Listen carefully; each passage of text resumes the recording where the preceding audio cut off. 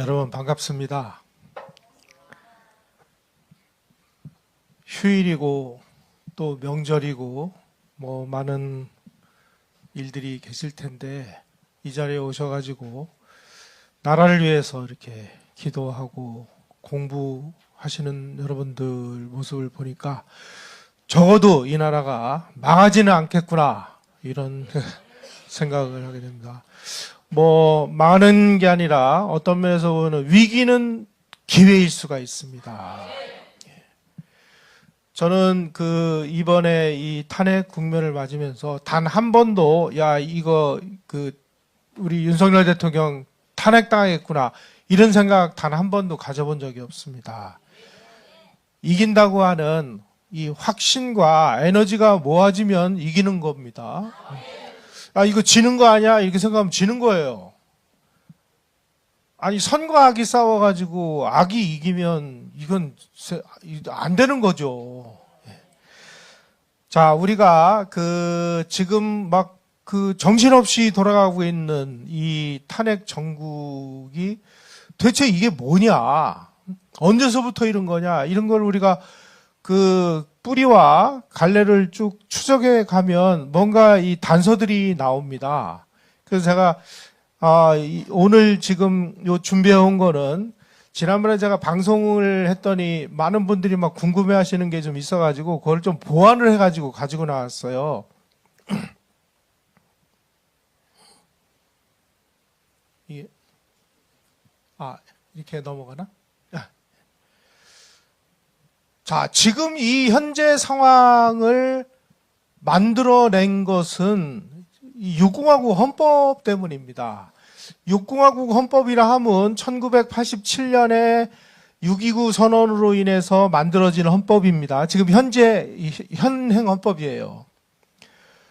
이 헌법은 뭐가 가장 큰 특징이냐면 그 당시에 이제 박정희 대통령, 전두환 대통령의 이 권위주의 통치 이런 게 너무 좀 신물난다. 그러니까 대통령의 권한을 줄이자. 그래가지고 대통령의 권한을 아주 크게 줄였습니다. 반면에 국회 권한은 크게 늘렸어요. 그 이유가 뭐냐면은 대통령이 국회를 해산할 수 있는 권한을 없앴습니다. 그 이전 헌법에는 대통령이 국회를 해산할 수가 있었어요. 반면에 국회에다가는 대통령을 탄핵할 수 있는 권리를 헌법으로 만들어놨어요. 그래가지고 탄핵시키고 이런 겁니다. 대통령이 자기를 방어할 수 있는 유일한 방법은 뭐냐? 국회가 악법을 만들어요. 악법을 만들면 이거 말도 안 되는 헌법이야. 이 법률을 거부할 수 있는 권한. 그러니까 윤석열 대통령이 계속 거부권을 행사하죠. 이렇게 할 수밖에 없는 이런 구조가 이 6공화국 헌법에 규정이 돼 있다. 그래서 오늘과 같은 이 혼란은 결국 6공화국 헌법 때문이고 6공화국 헌법은 왜 만들어졌느냐? 전두환 대통령 말기에 국민들이 민주화를 위해서 길거리로 나오고 또 이한열 학생 시위하다가 머리에 체류탄 맞아가지고 죽고 이런 비상 상황에서 만들어진 헌법인데 이게 오늘날 이러한 혼란을 지금 만들어내고 있다. 더 큰 문제는 대통령이 그 권한을 그러니까 대통령의 임기를 박정희 대통령처럼 무작정 늘려가지고 18년이나 이렇게 하는 이런 걸 구조적으로 차단하기 위해서 5년 단임제를 채택을 했습니다. 그 당시에 왜 5년 단임이었을까요? 김대중 씨 있죠. 김영삼 씨 있죠. 김종필 씨 있죠. 이 세 사람이 우리 다 한 번씩 해먹어야 될 거 아니냐. 그러니까 5년 단임으로 하자. 그래서 5년 단임이 된 겁니다. 자, 이 5년 단임이다 보니까 어떤 문제가 발생을 했느냐. 예를 들어서 지금 국회의원 임기는 4년입니다. 지방자치단체장 4년이에요. 대통령 5년이에요. 그러니까 임기가 이게 안 맞아요. 대통령이 당선이 됐습니다. 그러면은 대통령이 당선되자마자 국회의원 선거가 있어요. 근데 그 국회의원 선거에서 야당이 승리를 해서 과반 이상을 차지하면 이 대통령은 식물 대통령이 되는 거예요. 지금 이 상황이 그렇지 않습니까? 지금 뭐 180석 가지고 막 별짓을 다 하는 거죠. 그러면 대통령은 뭐 대통령이 할 수 있는 방법이 뭐가 있어요? 본인들이 대통령이 뭐 임명을 하면 뭐 가가지고 탄핵시켜버리고 뭐 이러니까 이러한 6공화국 헌법이 이 만들어 놓은 이 제도적인 모순이 지금 대폭발을 일으킨 게 지금 현재 우리 상황이다, 이게. 이 헌법을 그냥 놔두고는 누가 대통령이 되더라도 계속 이 저주 같은 이런 것은 반복될 수밖에 없는 그런 구조적 한계를 아주 적나라하게 노출시켰습니다. 아마 이번에 이 그 탄핵 국면이 정리가 되면 야, 이 헌법 가지고는 이제 안 되겠다. 어떤 식으로든지 헌법을 근본적으로 다시 해야 되겠구나 하는 이런 근본적인 문제를 우리가 아마 제기하게 될 것 같습니다. 자, 이분이 그 신봉용 교수라는 분인데, 이분이 건국대 이 역사를 전공하신 분인데, 이분이 뭐라고 표현을 했냐면, 지금 우리나라는 이 데모크라시가 아니다, 이게. 데모크레이지다. 데모크라시는 민주주의인데, 이거는 광기의 정치다, 이게. 크레이지의 정치다. 근데 지금은 이 광기의 정치를 뛰어넘어가지고 이제는 증오의 정치, 탄핵의 정치, 야수의 정치로 돌변을 했다. 이렇게까지 표현을 했습니다. 이게 왜 그럴까요? 이게 특정 정당의 정치인들이 자기네들의 어떤 목적을 가지고 정치를 악용하면 이런 상황이 빠질 수밖에 없다는 것입니다.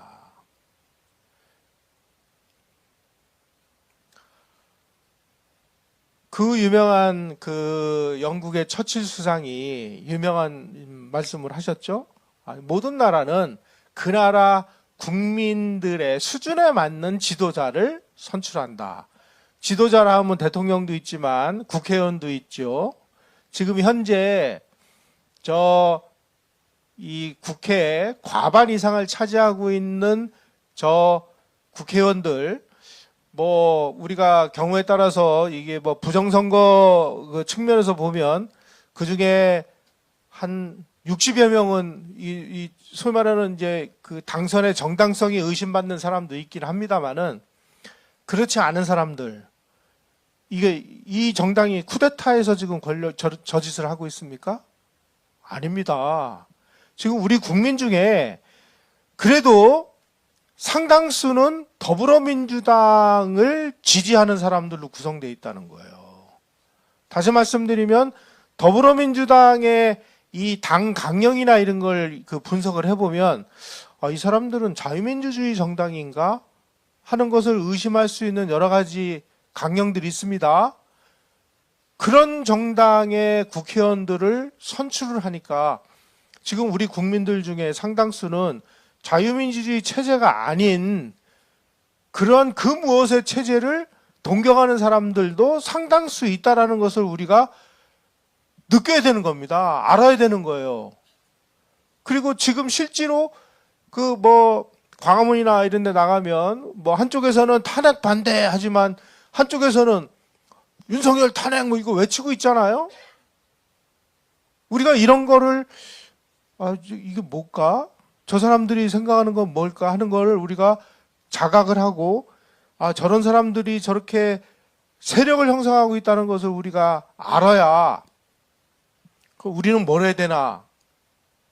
우리가 앞으로 해야 될 일은 뭔가? 이게 정확하게 읽히게 되는 것입니다. 요즘에 AI가 막 뜬다고 그래서 네이버 인공지능에다가 한국 사회 정치 지도자에게 필요한 자질이 무엇이냐 이렇게 질문을 주고 물어보니까 리더십, 도덕성, 비전과 전략, 협상 능력, 소통 능력, 전문성, 애국심 이런 걸 꼽아요. 정치라는 것은 나하고 같은 생각을 가지고 있는 사람들이 같이 더불어 사는 건 당연한 겁니다. 근데 민주주의라는 것은 나하고 생각이 조금 다르더라도 어떻게든지 생각이 다른 사람하고 대화를 하면서 이 사람들하고 더불어서 공동체를 이루어 살면서, 그러면 의사결정을 어떻게 하느냐? 모두의 의견을 몰아가지고 한 표라도 더 많은 그 쪽을 선택하는 다수결의 원칙에 의해서 의사결정을 하는 것이 이게 기본입니다. 그런데 지금 한국에서는 생각이 다르면 이제 같이 살 수가 없는 거예요. 우리가 우리 역사에서 야 우리 생각하고 니네 생각하고 좀 달라. 그러니까 너희들하고는 도저히 같이 못 살겠어. 해가지고 우리가 38선을 경계로 해가지고 공산주의하고 자유민주주의가 한번 갈라진 적이 있잖아요. 그게 분단이지 않습니까? 그렇게 분단이 됐어요. 남북으로. 그런데 지금 우리 대한민국 안에서 특히 특정 지역을 제가 말씀드리진 않겠습니다. 특정 지역 사람들의 생각하고 다른 지역 사람들의 생각하고 야 이거 과연 이거 같이 살 수 있을까? 이런 게 의심되는 이런 상황까지 와 있습니다.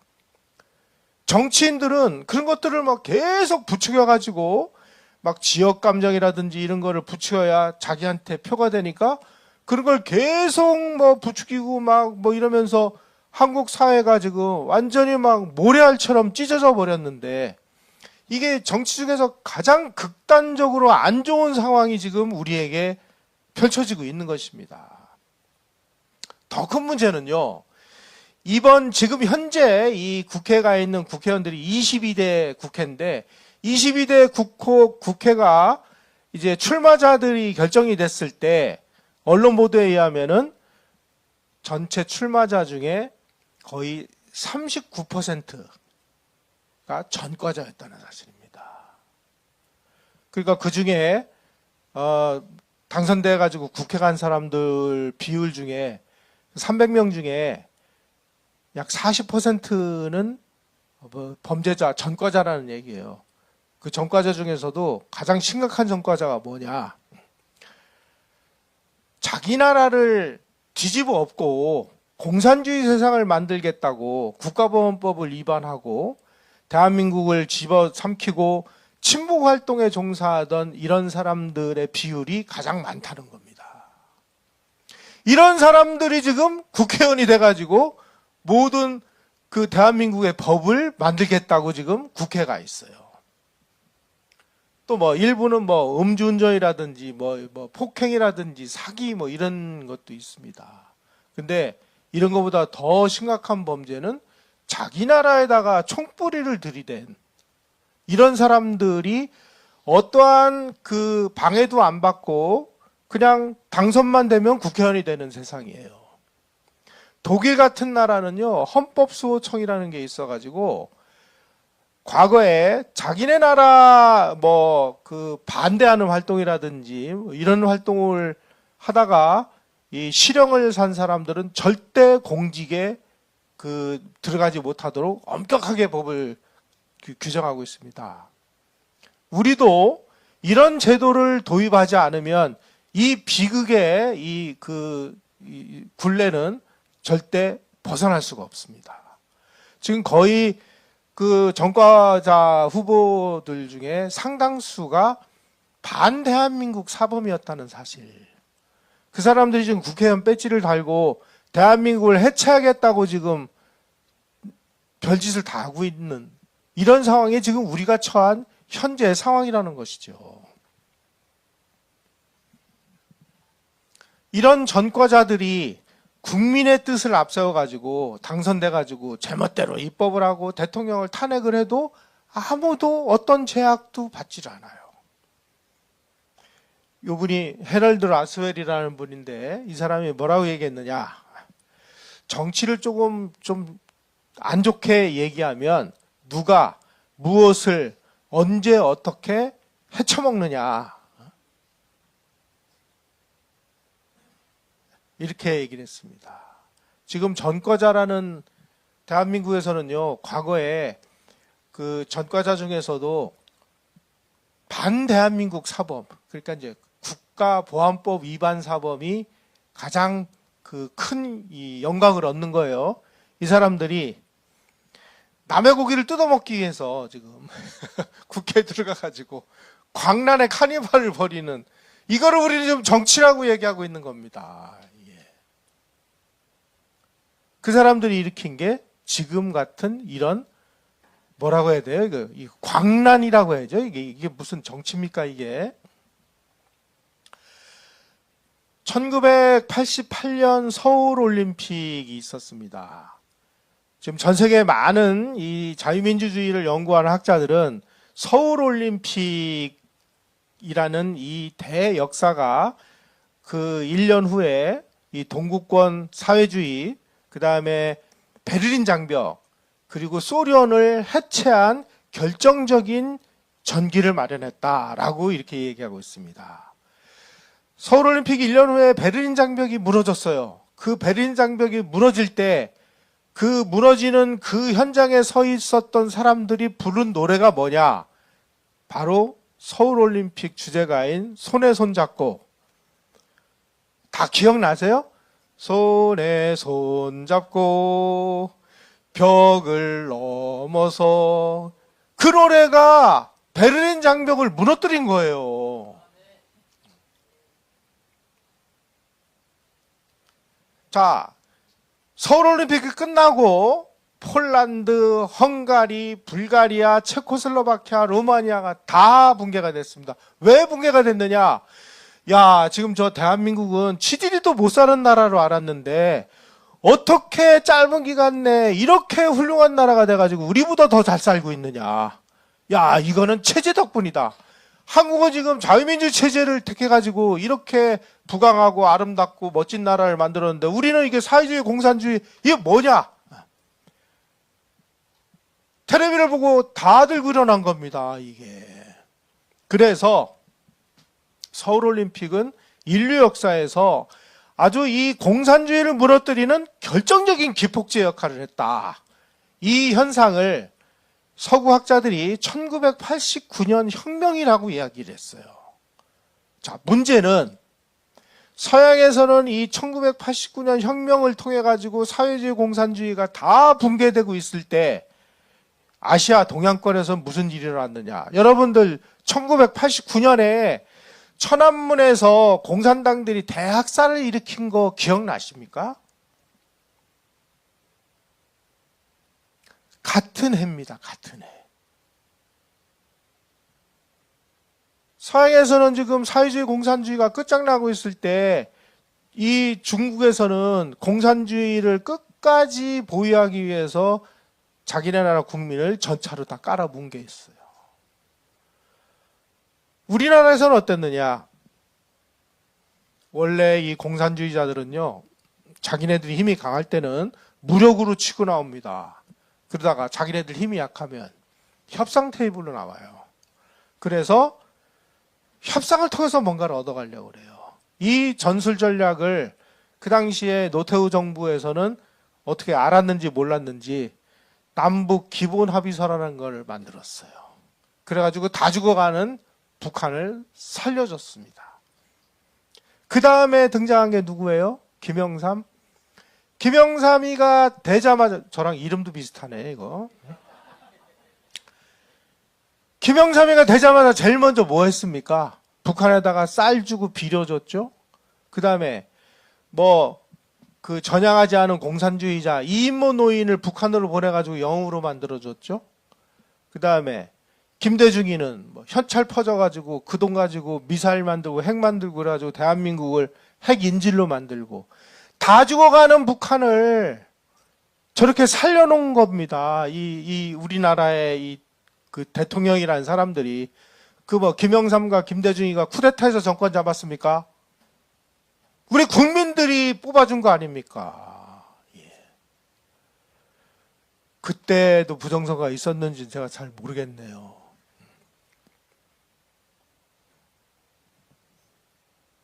(6.29) 선언 이후에 한국에서는 그 이전까지 국가보안법 뭘로 해가지고 대한민국의 체제를 무너뜨리겠다고 했던 인간들이 전부 국가보안법 위반을 훈장처럼 달고 전부 뭐 정치계로, 문화계로, 예술계로, 특히 출판계,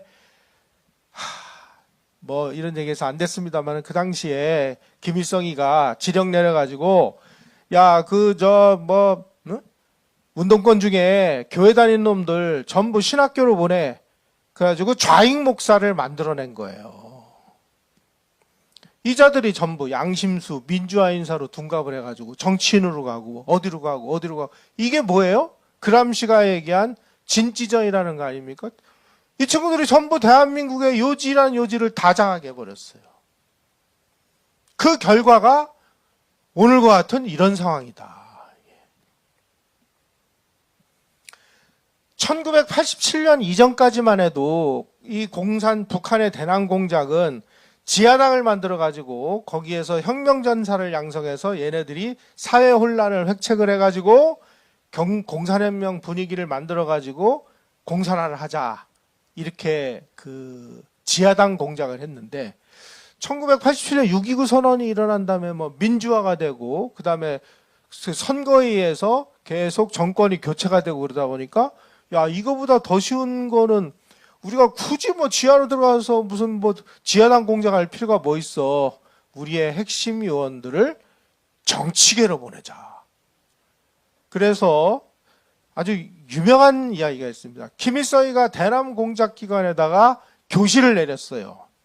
야, 지금 뭐 보니까 머리 좋은 애들 자꾸 저 노동판으로 보내가지고 위장 취업 시켜가지고 공장 노동자 애들이나 자꾸 뭐 노동운동하고 있는데 이건 안 된다. 지금 저 공장 가는 애들 전부 다 불러가지고 전부 공부시켜. 공부해가지고 사법고시, 행정고시 봐가지고 사법부로 보내고 행정부로 보내고 정치판으로 보내. 그리고 좀 그 선량한 애들, 이런 애들은 사범학교로 보내. 그래서 전교조 만든 겁니다. 또 교회 다니는 애들 신학교로 보내. 그래가지고 좌익 목사를 만들어낸 거예요. 그래서 이때서부터 공장에 가 있던 애들이 다시 또 공부방에 앉아가지고 고시 공부해가지고 그 중에 한 사람이 지금 국민의힘에 있는 원희룡입니다. 여러분들 뭐 국민의힘이라고 뭐 믿으실 수 있을 것 같아요? 우리가 이 그 과정을 보면은요, 이 참 간단치 않아요. 이 사람들이 사시행시 패스해가지고 지금 사법부가 좀 저렇게 다 빨갛게 물들고 행정부는 안전한 줄 아십니까? 행정부 마찬가지입니다. 또 전대협 안에 비밀 조직이 있어가지고 여기서 교육받고 의식화된 애들이 교사 시험을 봐가지고 교사가 돼서 얘네들이 전교조 지도부가 된 겁니다. 이게 바로 그람시가 오래전부터 얘기한 진지전이라는 거예요. 대한민국의 거의 모든 이 중요한 요소들, 이 친구들이 다 잡고 있어서 저는 가장 심각한 것 중에 하나는 군대라고 봅니다. 경찰이라고 봅니다. 소위 말하는 공권력이라고 하는. 왜냐하면 공산주의자들이 공산혁명을 일으킬 때 가장 공을 많이 들이는 곳이 경찰과 군대와 비밀기관, 다시 얘기하면 국가정보원 같은 이런 데를 장악하면 그 나라는 끝난 거예요. 지금 저 국가정보원이 지금 뭐 제대로 지금 작동하고 있다고 보세요? 여러분 1968년인가에 신영복이가 간첩으로 체포가 됐습니다. 그때 신영복이의 직업이 뭐였는지 아세요? 육군사관학교 교수였어요. 육군사관학교라고 안전한가? 경찰 이번에 이 사법 난동을 가장 앞장서서 도와준 게 경찰이라는 거 여러분 다 알고 계시죠? 왜 그럴까? 이게 왜? 이미 오래전부터 이런 일이 진행돼 왔었다. 얘네들이 가장 결정적인 이 전술 전략의 변화가 밝혀진 것이 바로 2001년 9월 22일과 23일 저 충북 괴산군 군자산 그 일대에 보람 수련원이라는 데가 있어요. 여기서 아주 전국의 이 핵심 좌익 약 700명이 모여가지고 자기네들이 이제 그 군자산의 약속이라는 거를 발표했습니다. 이거 원래 그 제목은 3년의 계획, 10년의 전망. 그래가지고 이걸 뭐 9월 태제 혹은 군자산의 약속이다 이렇게 얘기하는데, 이거 뭐 한마디로 말씀드릴게요. 한마디로, 야, 지금까지 우리가 맨날 노동운동이나 하고 뭐나 하고 그랬는데, 지금 저 위에 계신 수령님이 우리에게 지령을 내렸는데 그렇게 하면 안 된대. 뭘 해야 되냐? 정당으로 파고 들어가라. 정당으로. 지금 정당들이 있는데 그 정당으로 우리가 들어가서 정당원이 돼가지고 일단 국회를 장악하고 그 다음에 대통령을 우리 사람으로 만들자. 이게 2001년에 그래서 9월 달에 했다고 그래서 뭐 9월 태제라고 하기도 하고, 바로 이 군자산의 약속에 의해서 상당히 많은 이 좌익 운동권의 핵심 멤버들이 정당으로 들어가기 시작을 했습니다. 정당으로. 그 중에 제일 먼저 어디서 문제가 발생을 했느냐? 민주노동당에서 발생을 했습니다. 민주노동당은 원래 그 심상정이나 유시민이나 그다음에 그 노회찬 자살했죠. 이런 사람들이 만든, 그러니까 운동권에서 보면은 이제 PD 계열, 마르크스 레닌을 추종하는 PD 계열 애들이 만드는 건데, 이거를 북한을 추종하는 이 주사파 애들이 이 민노당으로 대거 쳐들어가 가지고 그 당권을 자기네들이 장악을 했어요.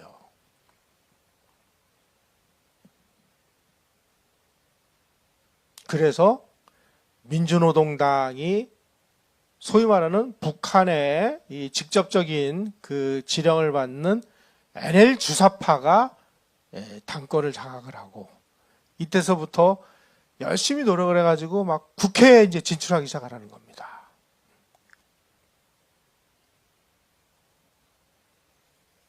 그래서 2004년에 드디어 민주노동당이 10명이 국회에 당선이 됐어요.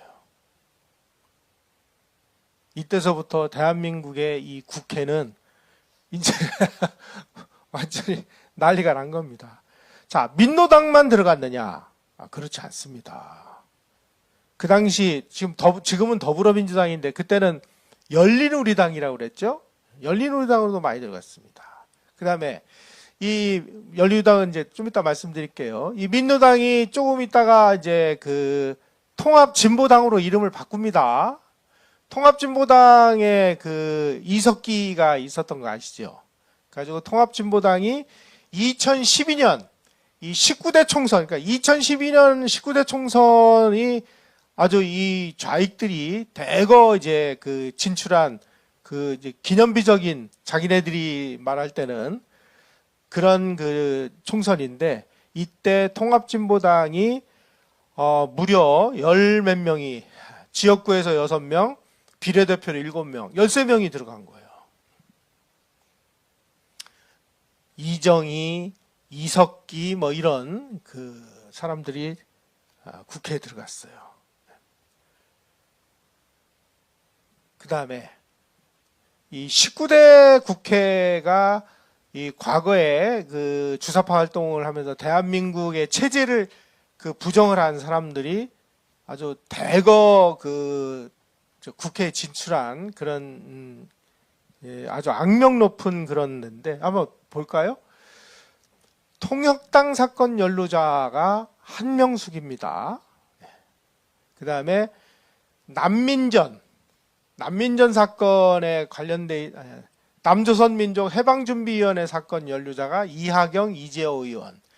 여러분, 이재호라는 사람 아마 기억나실 거예요. MB 때 뭐 그래도 한가락했던, 제가 그 조사를 해보니까 이재호 의원이 반자본주의적이고 이런데 가장 많은 그 법안에 찬성한 사람이 이재호라는 사람이더라고요. 그 다음에 이적단체인 삼민투의 연루자가 강기정, 김경엽, 오병일이라는 사람이고, 그 다음에 주사파 지하조직인 국어학생연맹 연루자가 김기식이고, 민혁당 연루자가 이석기고, 이적단체의 한총련 출신이 김재현이고, 반국가단체의 산호맹 사건 은수미, 그 다음에 이적단체인 전대협 출신이 김태년, 박홍근, 이인영, 임수경, 오영식, 우상호, 정청래, 최재성 이런 사람들이 대거 국회로 들어갔어요. 이때서부터 대한민국의 자유민주 체제에 족쇄를 거는 법들이 미친 듯이 만들어지기 시작했습니다. 그런 것들이 쌓이고 쌓여서 오늘과 같은 일이 벌어진 거예요, 이게. 자, 그러면 좌익 세력들이 왜 그렇게 국회에 들어가려고 그렇게 머리를 싸매느냐. 괴베스라는 사람이 나치의 이 그 선전상입니다. 이 괴베스라는 사람이 한 요 내용에 답이 다 들어 있습니다.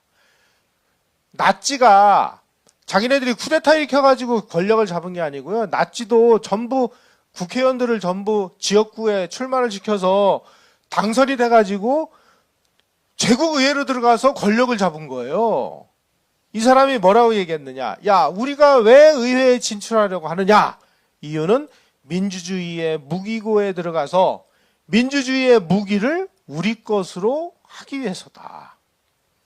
우리에게 국가가 이제 국회의원에게 국철 무료 승차권과 식사를 제공할 만큼 어리석다 해도 그건 우리가 할 바 아니다. 60명 내지 70명의 선동가나 조직원을 우리가 의회에 들여보내면 국가가 우리의 투쟁에 필요한 장비를 공급하고 자금을 마련해 줄 거다. 그 자금을 가지고 이 체제를 뒤집어 엎어서 우리 세상을 만든다. 그러기에 가장 좋은 데가 어디냐? 국회다.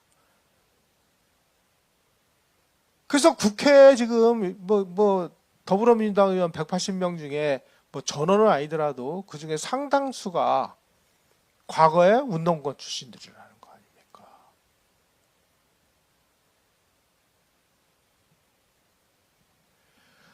자, 아까 제가 군자산의 약속을 말씀드렸고, 군자산의 약속에 의거해서 이제 과거에 주사파 운동권들이 전부 정당으로 들어가서 국회의원이 되고, 또 정당의 국회의원이 되면은 한 사람당 지금 국가가 9명의 그 보좌관을 둘 수 있는 월급을 주잖아요. 9명을 전부 운동권으로 채용을 해요. 그래서 얘네들이 전부 행정부에 있는 거, 정부 뭐에 있는 모든 기밀 자료 다 수집을 해가지고 자기네들만 볼까요? 어디론가 보내겠죠. 북한으로만 보냅니까? 중국으로도 보내겠죠. 이런 일이, 이 먹이사슬이 쫙 만들어지고 있는 이 와중에 2012년이 아까 제가 말씀드린 이 19대 이 국회에 이게 만들어진 바로 그 해입니다. 그 해에 이 백낙청이라는 사람이 그 유명한 2013년 체제를 만들기라는 이 책을 냈습니다. 이 책에서 백낙청이 뭐라고 얘기했느냐. 세상을 뒤집어 가지고 지금까지와는 다른 세상을 한반도에 만들자. 이거 여러분 어디서 많이 들어본 얘기죠. 문재인 대통령이 당선된 다음에 뭐라고 얘기했어요? 한 번도 경험해보지 못한 나라를 만들자. 그 원조가 이거예요. 그 얘네들이 지금 세상을 뒤집어서 지금까지와는 다른 세상이라는 건 뭐예요? 공산주의 세상이야. 다시 말씀드리면 체제 변혁의 본격 개막을 알리는 총성을 이 책에서 얘기한 겁니다. 그런데 이 책을 내가지고 이제 통진당을 13명을 보내가지고 얘네들을 통해가지고 뭔가를 하고 또 열린우리당에 지금 자기하고 동조 세력이 왕창 들어갔으니까 뭔가를 한번 해보려고 했어요. 그런데 2013년에 대선에서 박근혜 대통령이 당선이 됐죠. 뭐 백낙청 완전히 개똥물 본 거지. 실패했죠. 실패만 한 게 아니라 박근혜 대통령이 뭘 했습니까? 통진당을 헌재에다가 해서 해산시켜 버렸잖아요. 통진당을 해산시킴으로 인해서 백낙청이가 이 오배불망 갈망을 했던 2013년 체제 만들기는 좌절이 됐어요.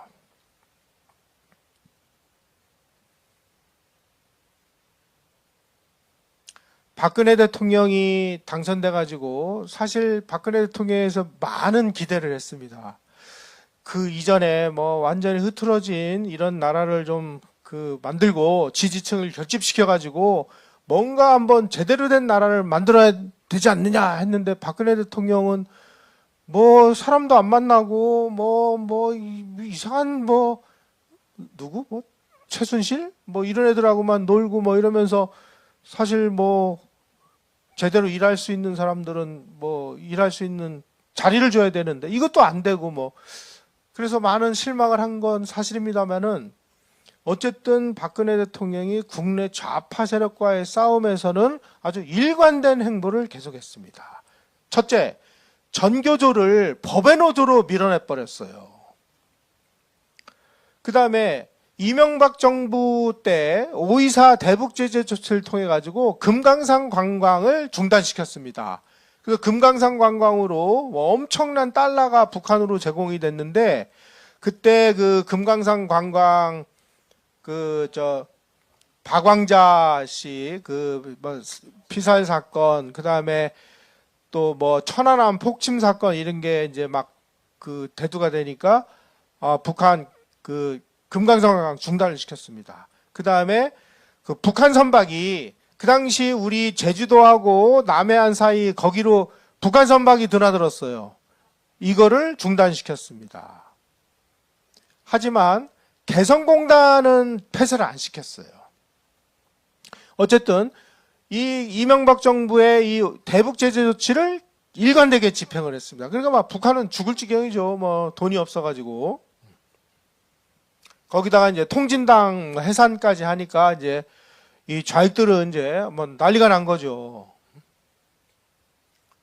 바로 이 통진당이 해산이 되니까 김정은이가 남한 선거에 직접 개입을 해라라고 하는 지령이 내려왔습니다. 그 지령문을 우리나라 언론들이 입수해가지고 이것도 이미 다 공개가 된 내용이에요.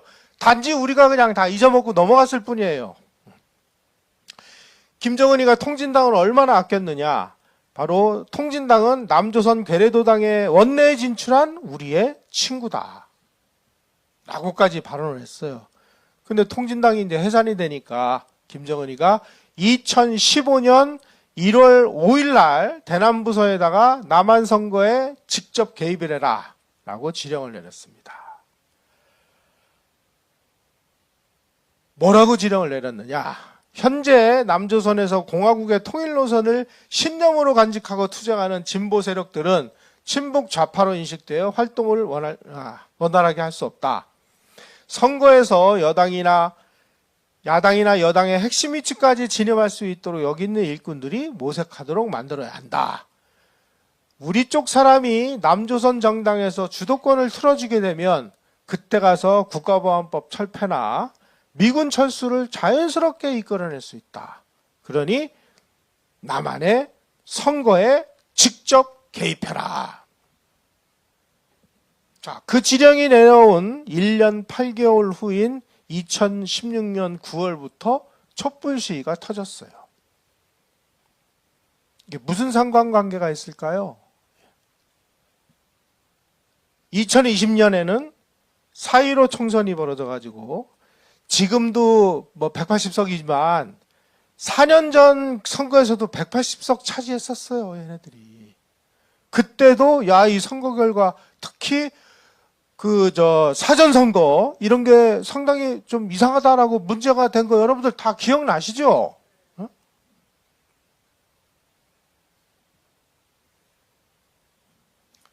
2016년 1월에 북한이 4차 핵실험을 했습니다. 그리고 나서 언론에다가 뭐라고 떠들었느냐. 야, 이거 수소폭탄 실험이다. 이렇게 얘기했어요. 그 수소폭탄 실험을 한 걸 보고 박근혜 대통령이 2016년 2월 16일 날 국회에 가서 아주 정말 의미심장한 연설을 했습니다. 뭐라고 얘기했느냐. 김정은이 핵경제 병진 노선을 고집하며 한반도의 안정을 위협하면 국제사회와 공조해가지고 레짐 체인지를 해버리겠다. 그리고 그때 김정은을 겨냥한 참수부대를 공개를 했습니다. 레짐 체인지라는 거는 이거 영어를 번역을 하면 그냥 정권 교체인데 단순한 정권 교체가 아니고요. 현 정치 체제를 구축하고 있는 이념이나 가치를 근본적으로 뒤집어 엎는 정치 변동을 얘기하는 거예요. 한마디로 북한을 자유민주 체제로 만들어 버리겠다. 라고 선언을 한 겁니다.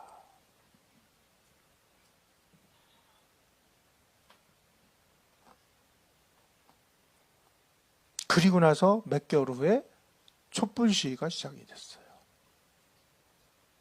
이제 이해가 가십니까? 2001년에 군자산의 약속, 2012년에 통진당 국회 진출, 2012년에 백낙청에 2013년 체제 만들기,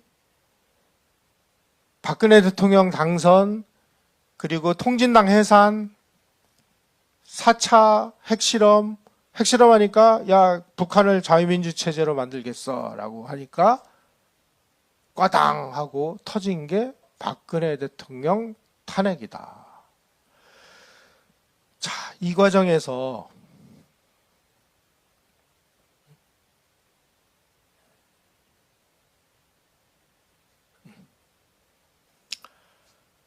더 흥미진진한 일이 벌어졌습니다.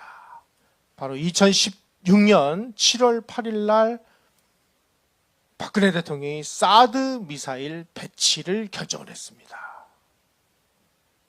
여러분, 주한미군의 사드가 배치가 되면 북한이 쏘는 미사일, 그 다음에 중국이 쏘는 미사일, 러시아가 쏘는 미사일, 여기서 다 요격을 할 수 있습니다.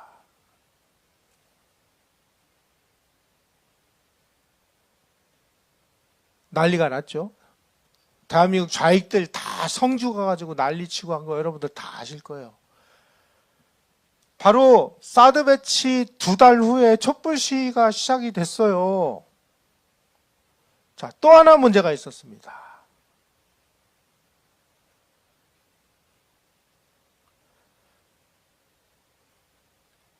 요 무렵에 이 중고등학교 역사교과서가 문제가 됐었어요. 그래서 박근혜 대통령이 야, 이 역사교과서는 중요하니까 이 거민정 교과서라도 만들어가지고 역사교과서를 새로 만들겠다. 좌익들이 또 난리가 났어요. 이때는 이 소위 말하는 이 우판의 이 자유주의자라고 하는, 제가 정말 이 자유주의자 하면 정말 이가 갈리는데, 이때 그 우파 중에서도 야, 이 거민정이 말이 되느냐 해가지고 또 우파의 중 일부가 박근혜 대통령이 이 거민정 문제에 반대하고 나섰습니다. 그래서 제가 그 주장을 하는 사람들하고 막 박터지게 싸워가지고 뭐 걔네들이 저보고 막 공산주의자라고 공격을 하고 이랬었어요. 그놈들 요즘에도 뭐 자기네들 뭐 보수파라고 돌아다니고 자빠졌어요. 자, 이름은 얘기 안 하겠습니다. 자, 박근혜 대통령이 이 좌익사관으로 도배질된 그 역사교과서를 폐지해버리면 앞으로 이 제대로 된 역사를 공부해가지고 그 사람들이 막 졸업을 하면 이 좌파가 그동안에 이 거짓말한 게 다 탄로나게 생겼어요.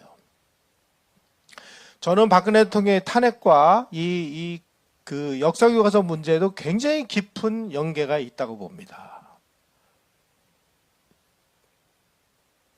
또 송민순 회고록 파문이 일어났어요. 송민순 회고록은, 송민순이라는 사람은 그 이전에 노무현 정권 때 외교부 장관이었는데, 이 사람이 자기가 이 회고록을 냈는데 이 회고록에서 노무현 정부 때 그 사건을 폭로를 했어요. 그때 유엔 총회에서 북한 인권 결의안 표결이 있는데 그 인권 결의안 때 노무현 정부가 기권하기로 결정을 했는데 그 기권을 하는 거에 있어서 북한이 좀 양해를 구해달라고 비밀리에 그 사람을 보내가지고 우리 기권할 테니까 좀 잘 좀 봐줘, 이 짓을 했다는 거예요. 그때 이 일을 누가 주도를 했느냐? 노무현 정부의 대통령 비서실장인 문재인이 이 짓을 했다. 이걸 요 책에서 폭로를 했습니다. 야, 이게 문제가 되면은 이제 문재인이가 골로 갈 상황이 되니까 이것도 박근혜 탄핵의 결정적인 한 요인이 됐다. 이래가지고 박근혜 대통령이 꽈당. 자, 이유를 볼까요? 사드 배치를 반대하고, 사드 배치를 반대하면은 북한도 문제지만 중국도 문제죠. 바로 통진당 해산서부터 사드 배치, 그 역사 교과서 문제, 이것이 박근혜 대통령을 탄핵으로 몰고 간 결정적인 이유다.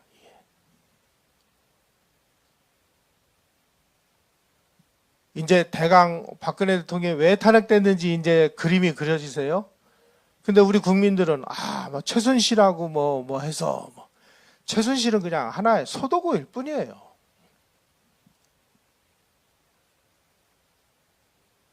그 당시에 박근혜 대통령을 탄핵을 하겠다고 그 탄핵 촛불 시위가 일어났을 때 민중 총궐기 투쟁본부라는 게 만들어졌어요. 그 민중 총궐기 투쟁본부가 뭐라고 주장을 했느냐? 우리는 이 촛불 시위를 통해서 다음과 같은 일을 해결하겠다. 첫째, 사드 배치를 반대한다. 박근혜 대통령 탄핵과 사드 배치가 무슨 관계가 있어요? 둘째, 국가보안법을 폐지한다. 셋째, 국정원을 해체한다. 넷째, 대북 적대 정책을 폐지해가지고 북한을 미친 듯이 퍼주겠다. 이거 뭐예요? 촛불 시위를 통해서 이런 세상을 만들면 누가 유리한 거예요? 북한과 중국 공산당만 유리한 겁니다. 그러면 촛불 시위의 목적이 뭐예요? 이런 거를 자기네들이 이런 세상을 만들기 위해서 박근혜를 내쫓겠다. 이거죠. 그래서 박근혜 대통령 내쫓고 문재인 들어서 가지고 문재인이 이걸 하려고 했죠. 그런데 우리 전 국민이 나서 가지고 정말 결사정을 하고, 그때도 제가 와서 보니까 그때도 맨날 철회하면서 여기서 하나님한테 도와달라고 다 기도들 하셨잖아요. 그래서 대한민국이 문재인이 원하고 쟤네들이 원하는 대로 안 간 거예요. 예. 자, 촛불 시위의 현장에서 왜 이석기 석방이 나왔을까요? 박근혜 대통령이 통치당 해산시켜버렸잖아요. 박근혜 정치 탄압 희생양 양심수 이석기를 석방하라. 통진당을 보관하라. 사회주의가 답이다. 체제가 폭력이다. 자본주의 아웃이라는 용어가 촛불 시위에 등장한 이유. 박근혜 내쫓고 저런 세상을 만들기 위해서였다. 박근혜 탄핵을 통해서 쟤네들이 하려고 했던 게 뭐였는지를 우리가 정확하게 알아야 지금 진행되고 있는 것도 저는 똑같다고 보거든요. 쟤네들이 윤석열 대통령을 아웃시킨 다음에 하려고 하는 세상은 뭐냐? 답이 그냥 나오는 겁니다, 이게.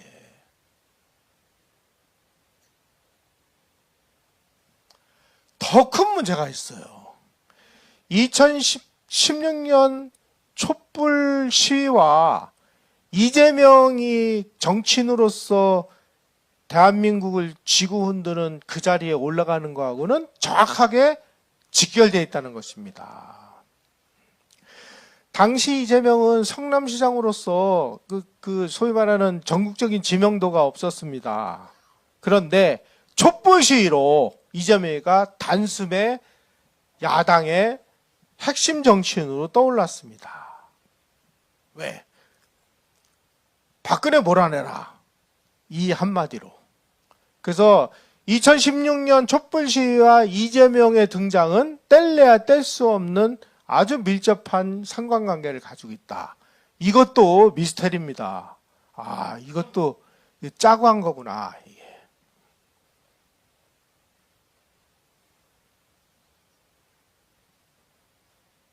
자, 그래가지고 뭔가를 문재인 정부 때 막 그야말로 정말 한 번도 안 가본 나라를 만들기 위해서 별짓을 다 했는데 정말 이 애국 세력들의 정말 피눈물 나는 노력으로 이루지 못했어요.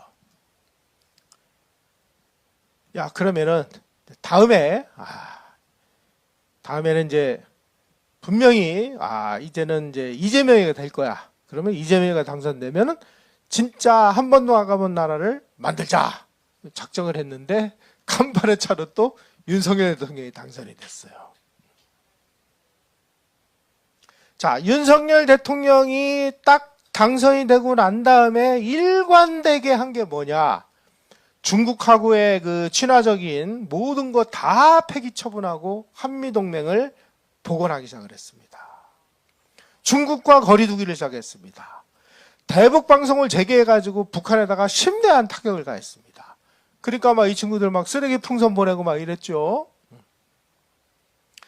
김정은이가 막 그렇게 무력 시위에도 불구하고 대북 지원을 원천적으로 차단을 하고 유엔의 대북 제재에 적극 동참을 하고 그리고 중국하고는 아주 엄격하게 손을 거버렸습니다. 그 당시에 전 세계에서 이거 우리가 지금 중국하고 뭐 무역이나 먹고 사는 문제는 중국하고 뭐 손을 잡아야 되는데 미국은 저렇게 있지. 야, 이거 우리가 어디로 가야 되는 거야? 하고 막 그야말로 이쪽으로 가야 되나 저쪽으로 가야 되나 막 고민하던 나라들이 윤석열 대통령이 막 한미동맹을 강화하고 중국하고는 막 거리두고 막 이런 걸 보니까 야, 저 길이구나. 그래가지고 상당히 많은 나라들이 윤석열 대통령의 이 스탠스를 보고 미국하고의 노선을 강화하는 쪽으로 갔습니다. 그러니까 지금 중국이 보기에 야, 이거 윤석열 이거 그냥 안 되겠네. 이 자식 봐, 뭐, 이게 뭐야? 그래서 바로 2023년 6월 8일 날, 싱하이밍이라고 하는 주한 중국 대사가 이재명을 불러서 중국 대사관에 불러가지고 그날 아주 충격적인 망언을 했습니다. 이렇게 얘기했어요. 윤석열 대통령이 미국 승리 중국 패배에 배팅을 하고 있는 것 같다. 이는 분명히 잘못된 판단이다. 중국 패배에 배팅하면 반드시 후회하게 될 것이다. 라고 직설적으로 경고한 내용이 전 언론에 다 보도가 됐죠. 이게 윤석열 탄핵하라고 하는 봉화를 올린 겁니다.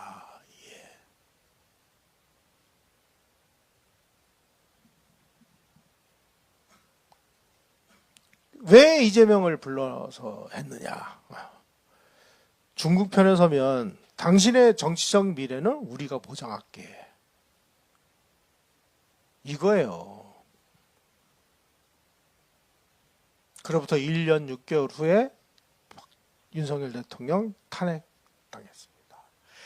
자, 윤석열 대통령의 탄핵은 대한민국을 지키려고 하는 이 애국 세력과 지금 3자 연합 세력, 국내 좌파 세력, 북한 그리고 중국 공산당 연합 세력의 이 3자와 우리의 싸움이기 때문에 이게 더 힘든 거예요. 그런데 저 친구들이 워낙 그 불법에, 무법에, 탈법에, 헌법 위반에 모든 걸 막 그야말로 종합 선물 세트처럼 못된 짓을 다 벌이다 보니까 국민들이 다 알게 됐어요. 야, 이건 이 탄핵은 사기야. 예. 이제는 박근혜 대통령 탄핵 때는 우리가 야, 이게 뭐지? 하고 당하다가 보니까 뭐가 뭔지도 몰랐고 더군다나 그때만 해도 박근혜 대통령이 스스로 무너져 버렸기 때문에 뭔가 이 지지층을 결집할 수 있는 그런 동력원이 없었어요. 근데 이번에는 윤석열 대통령이 나 그냥 목숨 걸고나 이놈들하고 내가 끝까지 싸우겠다. 나 이번에 이거 이 소위 말하는 이 선관위의 이 부정 문제 내가 끝까지 밝히고 죽겠다. 한번 싸워보자. 뭐 이게 나오니까 국민들이 다 힘을 얻어가지고 뭔가 이제 지지층이 결집이 된 겁니다. 이거 확 뒤집으려면요 조금 더 우리가 힘을 보태야 돼요. 지금 할 수 있는 여러 가지 방법은 일단 광화문에 가서 우리의 세를 보여주는 겁니다. 헌법재판소에 나가야 되는 겁니다. 그래서 이 국민의 뜻이 이게 장난이 아니구나 하는 것을 분명하게 보여주면 더 이상 못된 짓은 할 수가 없어요. 자, 이 좌파의 사령탑인 백낙청은 박근혜 탄핵을 성공시키고 출범시킨 문재인 정권은 촛불혁명 제1기다. 그런데 제1기 촛불혁명은 우리가 원하는 한 번도 가보지 못한 그 세상으로 우리를 인도하지 못했다. 그러니 빨리 2기 촛불 정부를 수립을 해야 된다. 라고 선언을 하고 나섰습니다.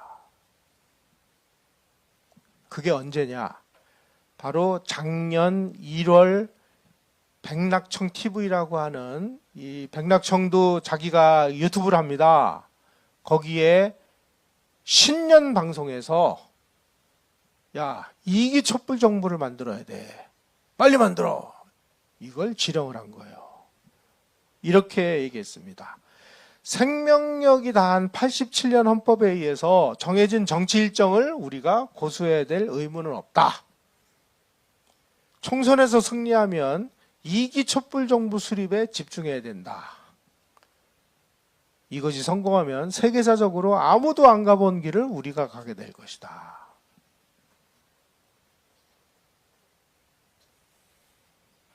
백낙청은요, 윤석열 대통령이 취임한 5개월 후부터 일관되게 윤석열 퇴진을 주장했어요. 탄핵을 주장한 게 아닙니다. 여러분 잘 보셔야 됩니다.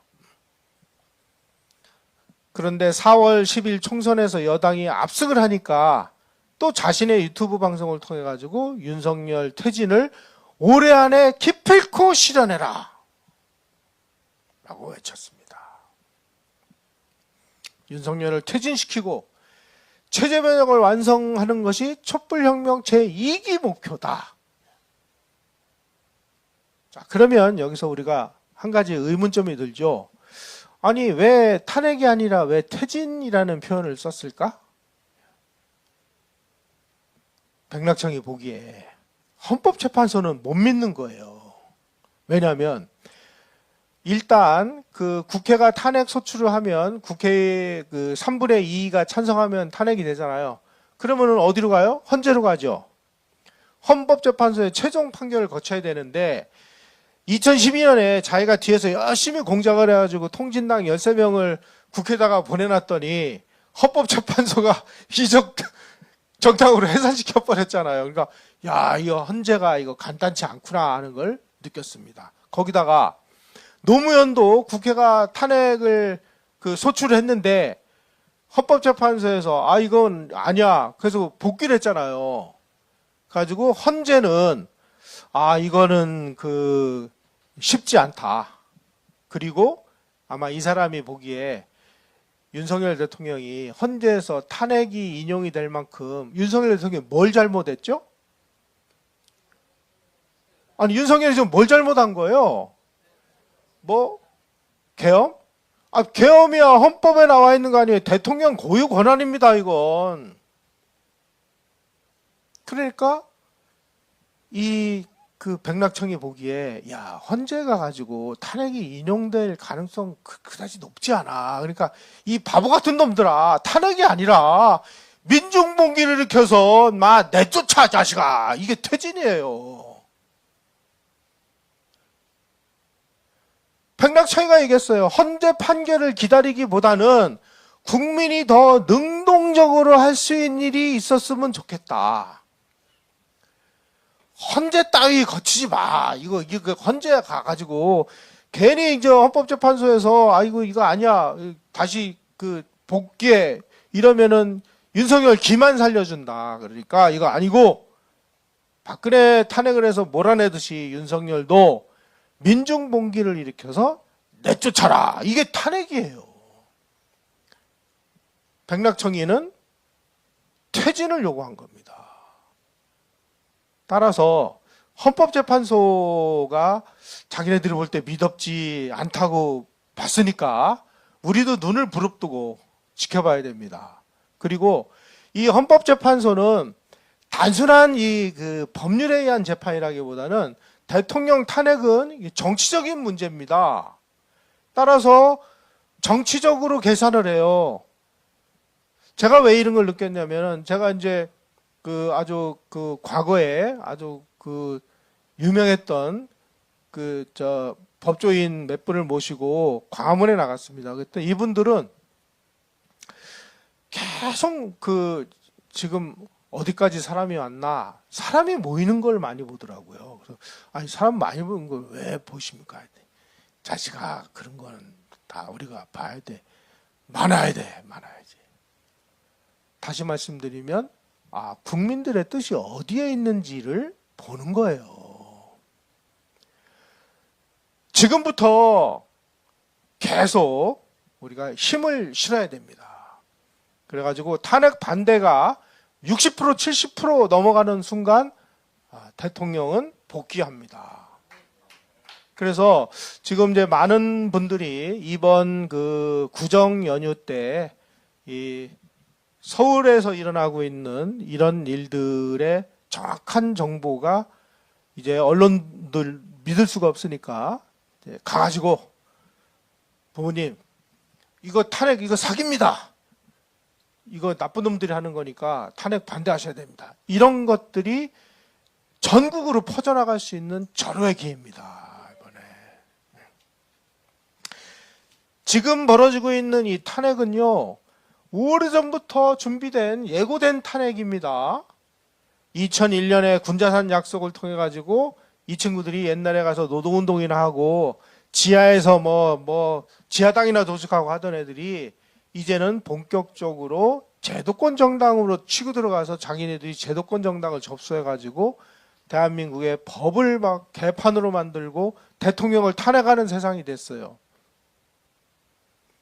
지금은 대한민국을 지키기 위한 마지막 전쟁이 지금 벌어지고 있는 겁니다. 여기서 승리하면 우리가 해야 될 일이 굉장히 많습니다.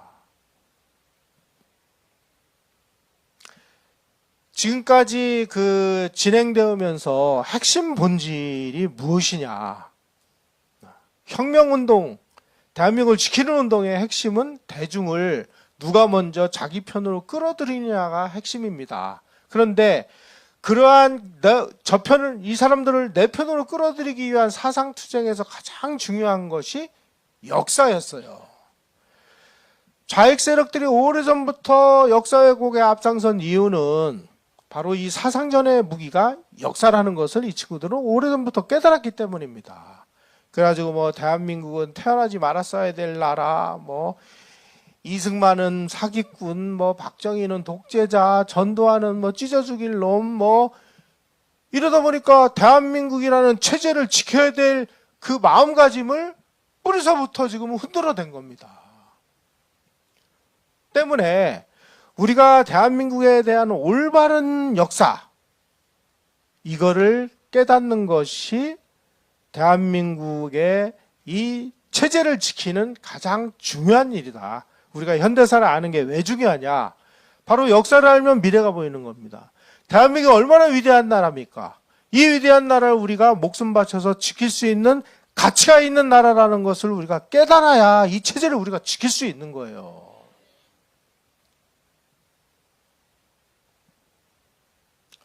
이제 우리가 승리를 하려면 이제부터 해야 될 일이 몇 가지가 있습니다. 첫째는 좌익들은 전부 이 선전선동으로 거짓말하기 때문에 쟤네들의 선전선동 수법이 뭔지를 우리가 알아가지고 알아야 안 속는 겁니다. 선전선동 수법은 뭐 저도 막 언론에 유튜브에 많이 올려놨으니까 그런 거 한번 찾아보세요. 아, 이 공산주의자들이 어떤 거짓말 하는지, 거짓말의 수법은 뭔지 이런 걸 제가 거기다 다 공개를 해놨습니다.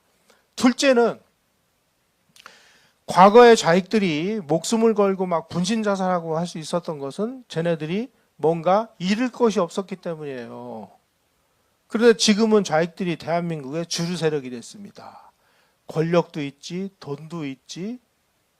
그러다 보니까 너무나 부패 구조에 노출이 돼 있어요. 그 대표적인 게 조국이고 이재명이에요. 걔네들만 뭐 부패해서 감옥 갈 인간들인 줄 아십니까?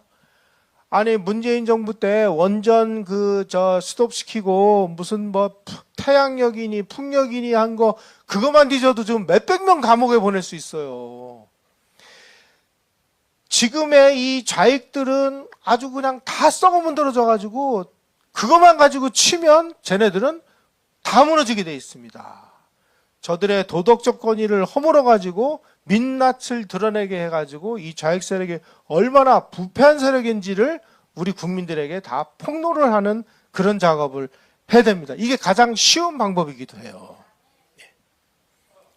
세 번째로는 아까 말씀드렸듯이 역사라든지 이런 거 공부를 해야 됩니다. 그래야 논리 싸움에서 이길 수가 있어요. 근데 막 이렇게 두꺼운 책 언제 가서 공부하고 그럽니까? 요즘에는 막 이 우파 유튜버들이 하도 발달해가지고요. 막 그 어렵고 막 이런 것도 전부 요약을 해서 잘 만들어 놨어요.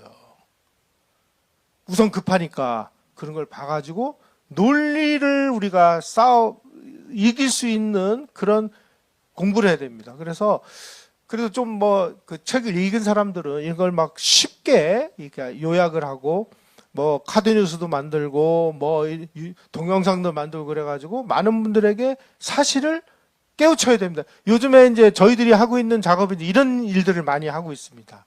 네 번째로는 싸우는데 굶어가면서 싸울 수는 없잖아요. 그러니까 조금 여유 있는 분들은 군자금을 내셔서 거리에서 투쟁하는 사람들에게 뭐 이번에 그 한남동 가보니까요. 뭐 컵라면도 준비해, 그다음에 무슨 뭐 주머니 난로도 준비해, 뭐 어묵도 준비해. 그래가지고 많은 분들이 그 추위에 그래도 견딜 수 있는 뭘 견뎌야 싸움이라도 하죠. 그래서 어쨌든 우리가 싸우는데 필요한 돈이 여유 있는 분들은 좀 돈을 내주시고, 시간이 있는 분들은 시간을 도와주시고, 지혜가 있는 사람들은 지혜를 내놔서 대한민국을 우선 구하고 봐야 되는 겁니다. 더 중요한 문제가 있어요. 지금 이 우파 시민사회가 지금 저 좌파들에게 계속 당했던 건 뭐냐면은 젊은 사람들을 교육을 시키지 못했기 때문이에요. 그런데 그동안에 저희들이 그런 걸 많이 깨닫고 뭐 유튜브나 뭐 이런 걸 통해서 또 이영훈 선생님하고 뭐 이승만 학당 뭐 이런 걸 통해 가지고 젊은 사람들을 공부시키고 교육시키기 위해서 나름대로 미진합니다만은 많은 노력을 하고, 또 특히 이번에 제가 한남동 나가서 보니까 이 교회 다니는 청년들이 진짜 다르더라고요. 자유가 뭔지, 민주주의가 뭔지, 인권이 뭔지 하는 거를 벌써 훤히 꿰뚫고 있는 청년들이 우리가 모르는 사이에 엄청나게 지금 많이 길러졌다. 우리가 알고 있는 거를 우리 젊은 세대들에게 계속 전수를 해가지고 진정한 이제부터 대한민국을 지키는 20, 30대 사람들이 전위부대가 되도록 노력을 해야 되는데, 이게 이번에 우리가 이 탄핵 국면을 겪으면서 새로운 발견이라고 볼 수가 있을 것 같아요. 더 많은 노력을 우리가 기울여야 됩니다.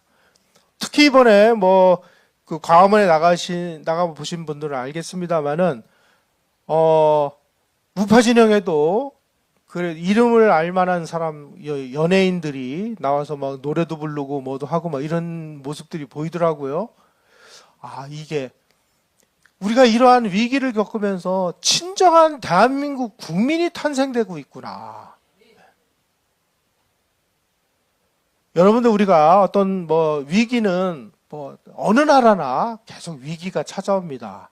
그 위기를 우리가 슬기롭게 극복을 하면 그 위기가 더 큰 기회가 되는 것입니다. 이 위기를 우리는 기회로 삼아가지고 이번 기회에 진짜 대한민국이 얼마나 대단한 나라인지를 깨닫고 이 체제를 더 건강하게, 더 부강하게 만들 수 있는 힘과 지혜를 모을 때가 됐습니다. 저는 이 싸움은 100% 이기는 싸움이라고 봅니다. 희망을 가지고 용기와 신념을 잃지 마시고 열심히 힘을 보태주시기를 바라면서 강의 이것으로 마치겠습니다. 고맙습니다. 예. 질의응답 시간을 좀 갖도록 하겠습니다. 질문하실 분은 자기 소속 출석부에 말씀해 주시면 좋겠고요. 예. 질문은 가급적 여러 개 하지 말고 하나 정도 압축해서 주시면 여러분들이 질문할 수 있겠습니다. 네. 예. 예. 예. 예. 청와대 앞에도 갔고요. 네네. 그때 이제 문재인 저도 뭐 정광훈 목사님 잘 몰랐는데 예. 우연히 동영상을 보면서 문재인은 간첩이다라는 선포를 제일 먼저 하셨어요. 예, 그래서 그 광화문 앞에서 정말 그 노천에 그냥 그 눈 올 때도 거기서 자면서 막 했거든요. 예. 그랬는데 이제 윤석열 대통령이 되셨는데 왜 되자마자 예. 이거를 알고 있었던 것 같아요. 예. 자유민주주의를 수호하겠다고 지키겠다고. 그렇다면 왜 당선되자마자 왜 그 일을 안 했나? 왜 이렇게 좀 시간이 흐른 뒤에나 일을 해가지고 이렇게 아쉬움을 주고 있나? 그게 굉장히 그때 저는 이제 광화문 참석하면서 되자마자 했으면 좋겠다는 생각을 굉장히 많이 했거든요. 많은 분들이 그렇게 네네. 생각을 했는데 네네. 사실 그 대통령이 된다고 해서 과거처럼 막 무소불위의 힘을 그렇게 행사할 수 있는 그런 대통령의 그 힘이 없어요. 다시 말씀드리면 지금 대통령이 그 가장 하고 싶은 게 내 사람을 그 내가 원하는 자리에 그 배치하는 거잖아요. 그런데 지금 법이 만들어져 가지고 그 산하 기관장이나 단체장이나 이런 거는 법적 임기가 보장되도록 돼 있습니다. 근데 그게 전부 문재인 대통령이 임명한 사람들이에요. 소위 말하는 그 대못을 받겠다라고 하는 게 그 임기 그 자기가 퇴임하기 이전에 그 주요 기관장들 전부 새로 임명을 해요. 그럼 이 사람들의 임기가 보통 정부기관이나 이런 데 3년 정도 되는데 3년 안에 이 사람을 바꿀 수가 없어요. 바꾸면 이게 그 큰 문제가 발생하는. 그러니까 뭔가 자기가 하려고 해도 자기가 대통령이 됐지만 이건 뭐 자기가 임명할 수 있는 뭐 사람도 야 이거 좀 해. 그러면 안 움직이는 거예요, 이게. 그런데 미국은 어떻습니까? 이번에 그 트럼프 대통령이 야 내가 대통령 당선되면 말이야 이 연방 공무원의 신분을 지금은 그 법적 신분이 보장되는 공무원인데 이걸 전부 정무직으로 바꿔버리겠어. 그래가지고 다 갈아치워버리겠어. 그게 스케줄 F라는 거예요. 대통령 그 행정명령으로. 그거는 대통령의 권한이 그런 것이 헌법에 있기 때문에 가능한 겁니다. 대한민국은 대통령이 그런 그 권한을 행사할 수 있는 모든 것을 이 육공헌법은 다 지워버렸어요. 다.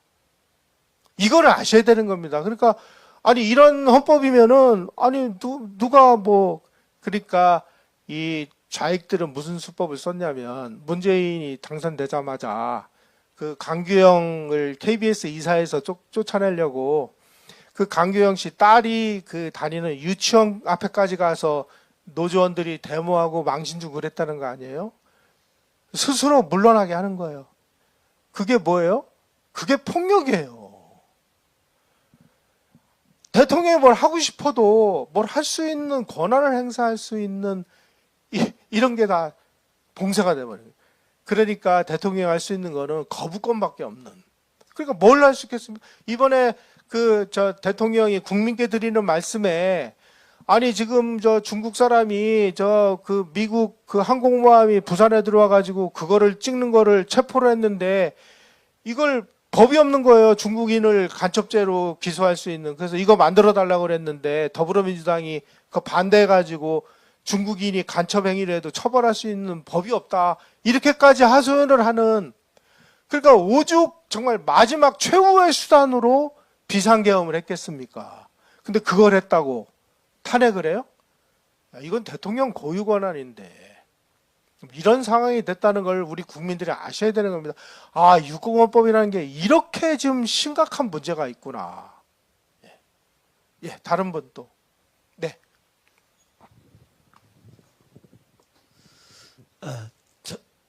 예, 저는 밴쿠버 에스더 기도운동 본부 섬기고 있는 지부 섬기고 있는 김영감 목사입니다. 예. 지금 이 탄핵 정국의 하이라이트는 아마 선거 부정선거 의혹에 대한 네. 대통령의 발언이 아마 극대화된 것 같은데요. 예. 여기에 대해서 우리 대 기자님은 어떤 생각을 갖고 계신지? 예. 저는 부정선거 문제에 대해서는 제가 확실한 정말 빼도 박도 못하는 증거를 제가 가지고 있지 않기 때문에 이건 100% 부정선거가 이루어졌어라고 제가 자신 있게 말씀을 못 드립니다. 그런데 이제 유추해 볼 수 있는 몇 가지 근거는 있어요. 바로 2020년 미국에서 대통령 선거가 이루어졌습니다. 그때 트럼프가 현직 대통령임에도 불구하고 바이든에게 패해가지고 낙선했어요. 2020년 대선 때 아주 심각한 문제가 미국에서 벌어졌습니다. 중국 공산당, 중국인민해방군 산하에 이 정치 공작부가 있습니다. 그 정치 공작부에서 선거 여론조사 전문가, 빅데이터 전문가, 그 다음에 가짜 동영상 만드는 전문가, 그 다음에 SNS 조작 전문가, 이런 사람들을 신분을 위장시켜가지고 거의 백몇십 명 되는 사람을 휴스턴에 있는 중국 총영사관에다가 비밀리에 파견을 했어요.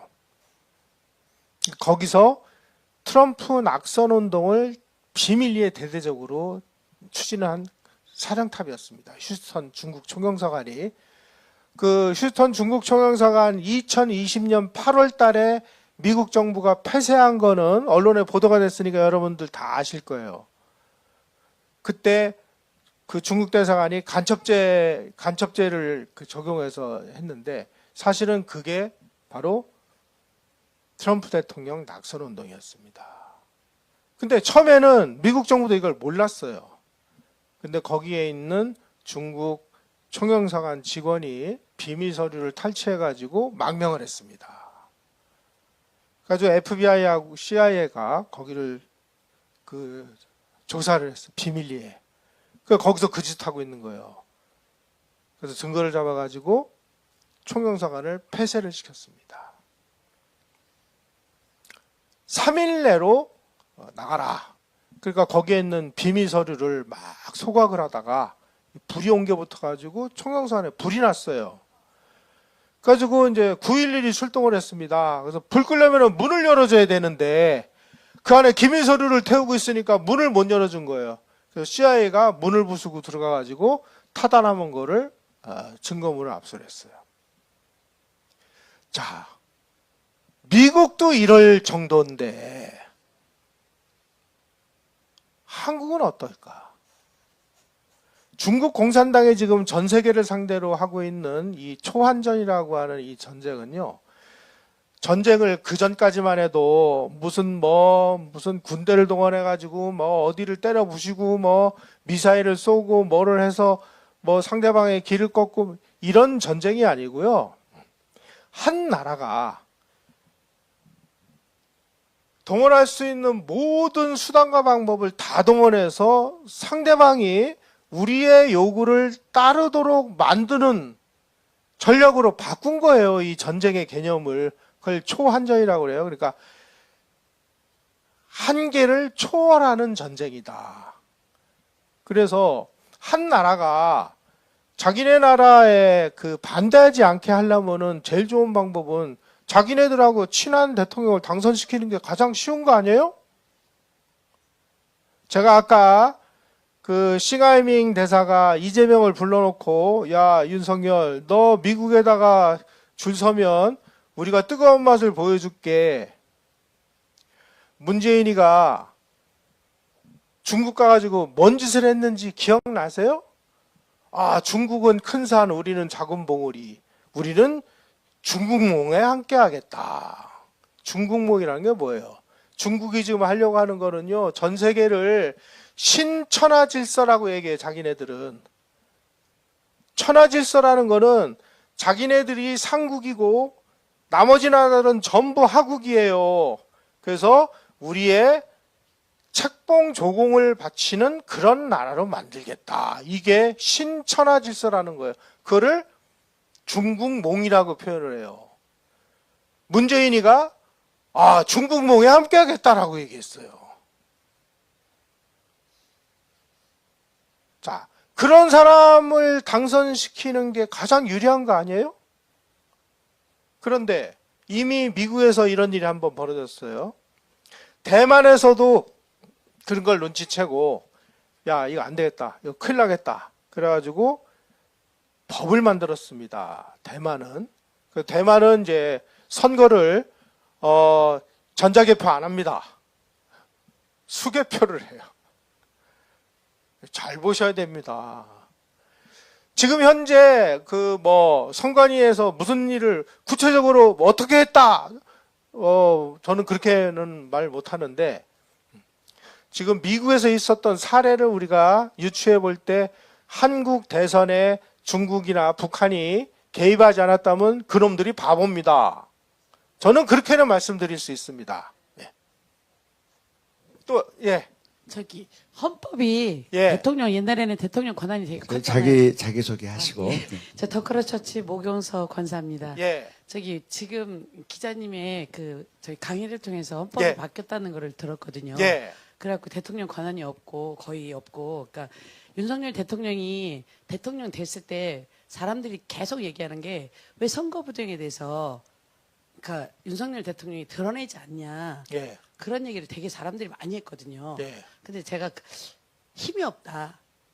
그러니까 선거 부정을 드러낼 수 있는 대통령이 그거를 봐야 되잖아. 서류나 뭐 이런 걸 봐야 되는데 그게 없는 그 상태에서 그냥 말했다가는 그냥 이렇게 지금 우리나라가 너무나 좌편향돼 있는데 지금 근데 제가 제일 궁금한 게 중국 사람들이 우리나라에 투표권을 갖게 하고 중국 사람들이 우리나라 땅을 사게 하고 이런 거는 어떻게 되는 건지.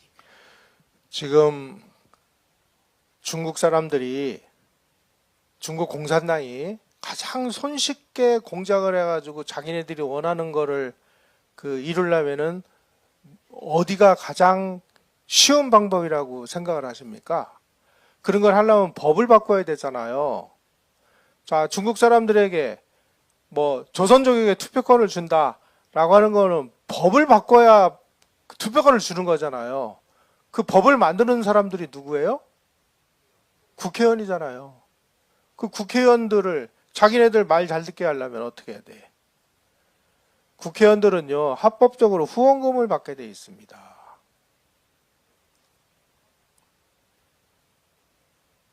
중국하고 깊이 연계되어 있는 기업들, 또 중국 기업 중에 한국에 진출해 있는 그런 기업들, 또 한국 기업 중에 중국에 큰 사업을 하고 있는 이런 사람들은 중국하고 중국 말을 안 들어주면 안 되죠. 그 사람들이 여당 야당을 가리지 않고, 이건 제가 봐서 하는 얘기하라. 내가 만약에 중국 공산당이라면 난 이렇게 하겠어요. 자, 야, 저 국회의원들 300명 있잖아. 300명한테 쪼개기로 해가지고 후원금 내. 자, 그러다가 어느 날 이제 그런 법이 필요해요. 근데 이 법 좀 만들어 주시오.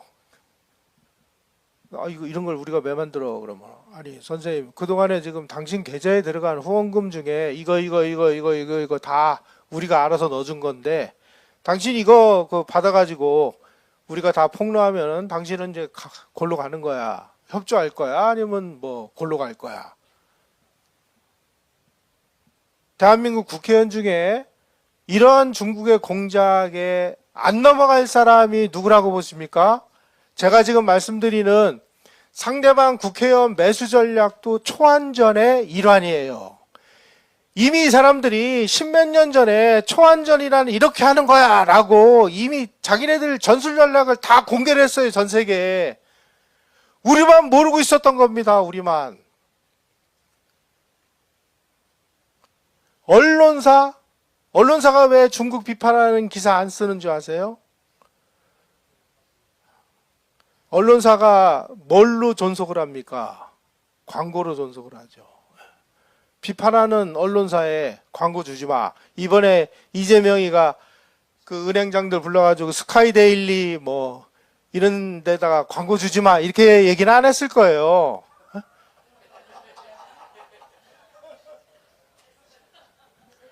여러분, 초안전이라는 게요.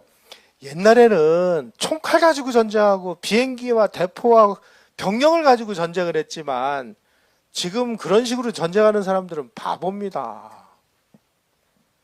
상대방이 우리에게 우리가 원하는 의사를 들어주지 않으면 안 되는 상황을 만드는 거예요.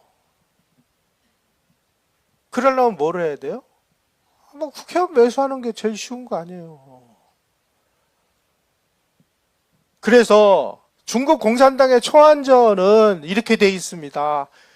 북한은 대한민국을 완전히 적화를 시키려고 하는 게 목적이지만 중국 공산당 입장에서는 굳이 그렇게까지 무리해가면서 대한민국을 적화를 시켜야 될 이유가 없는 거예요. 자기네들 말만 잘 들으면 되는 거 아니에요.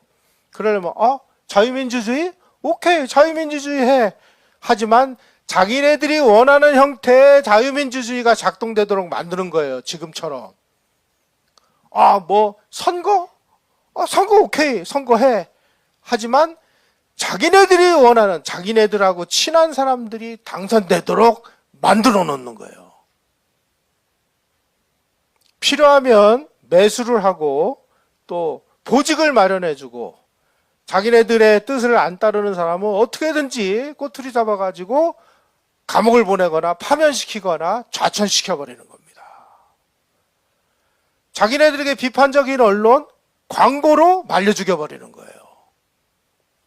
자기네들의 비리나 이런 거를 보도 안 하고 자기네들에게 유리하게 뭔가를 기사를 써주는 데다가는 떡을 주는 겁니다. 그러면 어떻게 돼? 자연히 중국 친화적인 나라가 되는 거죠. 그 대표적인 나라가 지금 선생님이 계신 캐나다입니다.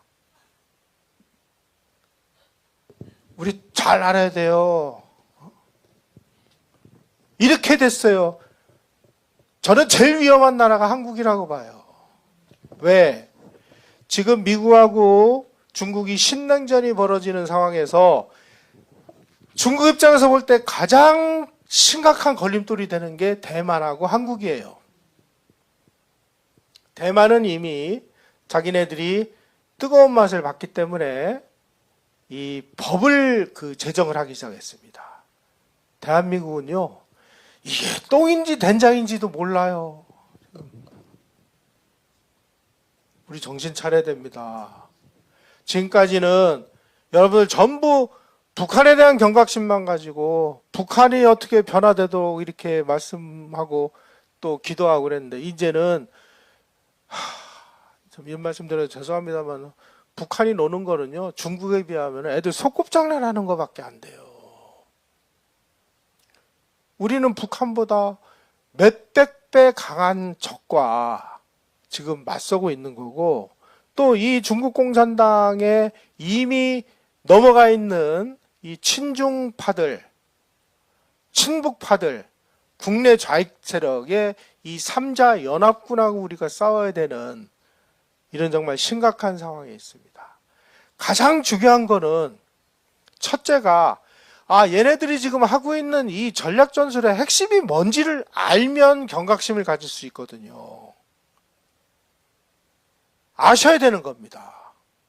그 초안전 전략 이런 게 유튜브에도 좀 많이 떠 있고, 제가 얼마 전에도 이 초안전을 쓴 그 계명대 교수하고 이게 그 대담을 한 동영상도 펜앤마이크에 올려놨으니까 그런 거 보시고, 얘네들이 지금 하고 있는 이 수법은 지금까지 우리가 경험한 거는 좀 다르구나.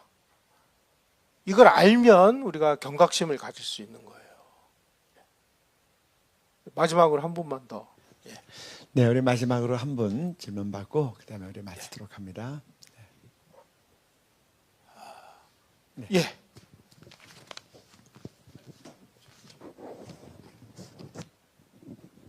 예, 오늘 좋은 말씀 감사합니다. 취하는 게 김춘번 장로입니다. 네. 요즘 보면은 대선 주자들 사이에서 자꾸 내각제 얘기가 나오는데, 이 내각제가 중국의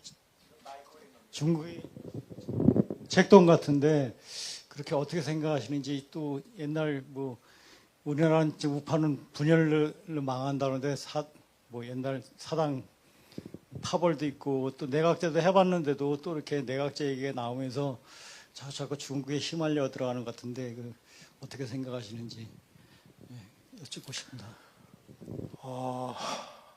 내각제에 대해서 가장 열심히 지금 그 총대를 메고 있는 언론이 사실은 조선일보입니다. 내각제라는 거 한마디로 말씀드리면요, 지금 입법 독재권을 가지고 있는 국회가 행정부까지를 접수해서 행정까지를 우리가 하겠다라고 나서는 것이 내각제입니다. 따라서 대한민국이 내각제를 하는 순간 대한민국은 존재하지 않는다고 보시면 돼요. 우리는 이미 내각제를 한번 해봤습니다. 장면 정부 때 해봤잖아요. 한 결과 어떻게 됐어요? 아니 무슨 놈의 장관 임기가 며칠에 한 번씩 바뀌어요. 그러면 나라 꼴이 되겠습니까? 두 번째로는 아까 제가 말씀드린 대로 지금 우리 국회의원 중에 약 40%가 대한민국의 자유민주 체제를 무너뜨리려고 하는 반국가 사범들 출신이라고 제가 말씀드렸잖아요. 걔네들이 개과천선해가지고 자유민주주의로 전향했다는 얘기 들어보셨습니까? 그런 놈들이 행정부까지를 장악을 하면 대한민국이 존속하리라고 보시는 거예요? 지금 조선일보는 정말 저도 조선일보 출신입니다만은 지금 요즘에 조선일보 대선배님들 만나면 조선일보가 빨리 없어져야 대한민국이 살아난다라고까지 얘기하고 있습니다. 이자들은요, 국회의원들이 되면 다 약점들 있잖아요. 그 약점을 언론들이 기자 풀어가지고 약점 잡아가지고 의원들하고 뭔가 타협을 하고 자기네들이 기득권을 유지하기 위해서 하는 거죠. 제대로 민주주의가 성숙을 해서 뭔가 그 작동할 수 있는 이런 체제라면 뭐 얼마든지 내각제 못할 거 없죠. 하지만 지금 우리는 북한이라는 적과 중국이라고 하는 더 큰 적, 국내 좌익이라고 하는 이 3대 적에 포위되어 있는 상황에서 지금 국회 그 입법 독재권을 가지고 있는 이 국회의원들이 행정부까지를 장악하고 대한민국의 국군 통수권을 행사한다면 이 나라가 어떻게 될 건지, 그래도 내각제가 가능하다고 생각하시면 그렇게 하시면 되는 거고, 제가 보기에는 내각제 개헌을 하는 순간 대한민국은 없다고 보시면 됩니다. 오늘 이것으로 마치겠습니다. 고맙습니다.